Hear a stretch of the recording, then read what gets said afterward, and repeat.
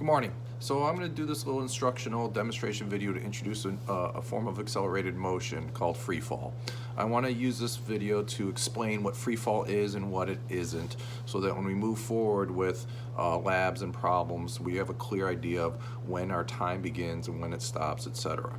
Okay, for most people, free fall or falling simply means I let this go and it falls. And so let's take this event, the simplest way we can talk about free fall, where I just release it from rest. The question is, when does free fall begin and when does it end? So I let it go.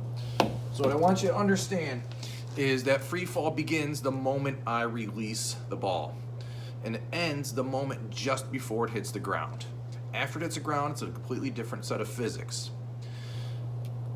Next, I can do free fall is not just simply dropping. I can toss something up in the air. And again, free fall begins the moment that it leaves my hand to the moment just before it hits something, I catch it, etc. So that's the falling part. It could even be, and we'll eventually learn this, right? I'm going to toss this at you pretty quickly, and the moment it left my hand, even if it was going forward, it was falling. And you might say, well, that doesn't necessarily make sense. How is it falling if it's going up? Falling part isn't the direction of motion, it's about what's acting on it, and you all know that gravity is trying to pull the object down no matter what I do to it. So that's the falling part.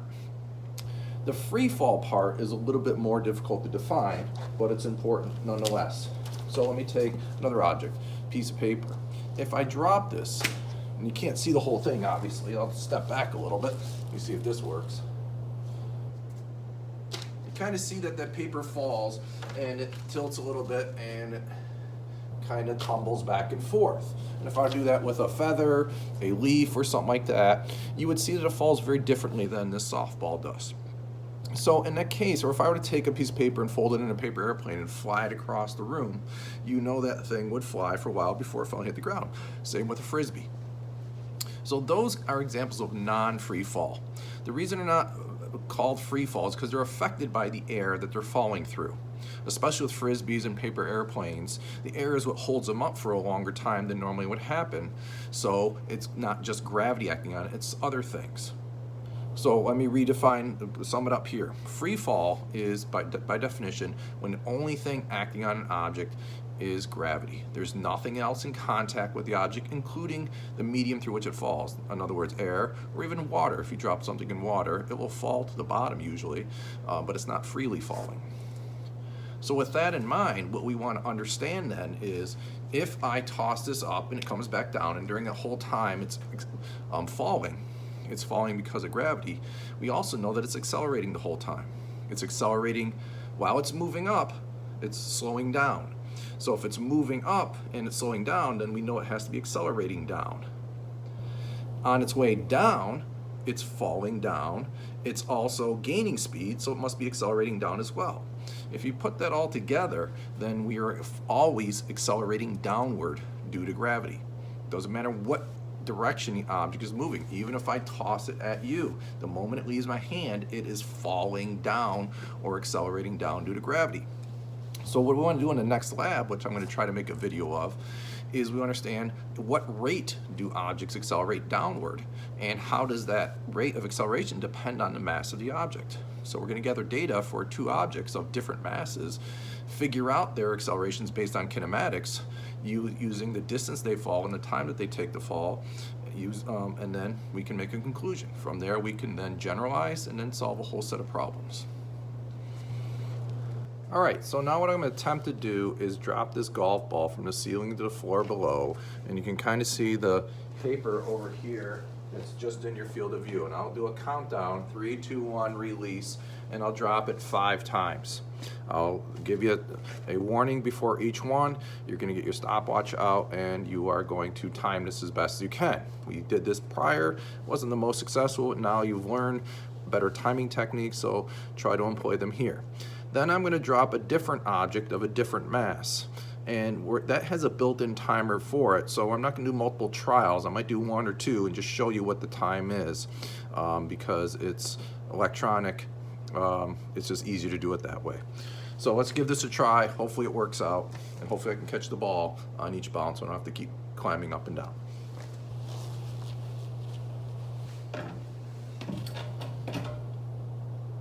Okay, so I'm gonna count down. 3, 2, 1, drop. Second trial. 3, 2, 1, drop. Hopefully you're listening, you can hear where it hits the paper. 3, 2, 1, drop. 3, 2, this is trial 4 now, sorry. 3, 2, 1, drop. Fifth trial. 3, 2, 1, drop. Let's add a sixth one in there for good measure. 3, 2, 1, drop. Okay. Now I'm going to show you a different object. All right. So we have a bigger ball. This is much more massive than this. We don't need to know the exact masses, but this is about 3 times as massive as this. So we're going to time how long it is. I have this little display here that gives a time. Okay, and when I release the button, there's a button there. When I release it, it starts a timer and it stops upon impact. So I'll have to climb down to get that. I'll do it twice or 3 times just to see if we're getting consistent readings.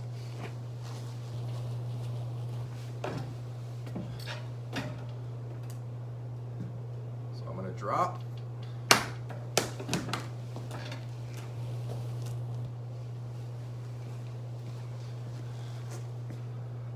Hopefully you can read that. It's probably a mirror image, but 0.77 seconds.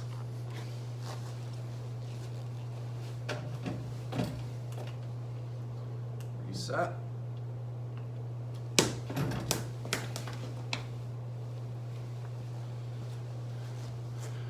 See if we can read mirror images again. 0.83 seconds.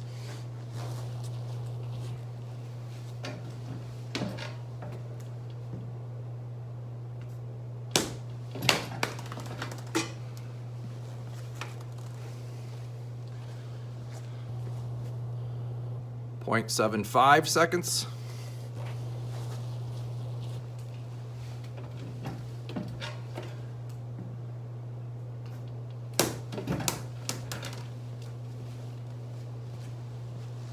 Getting a little more consistent. 0.74 seconds. Let's do one more.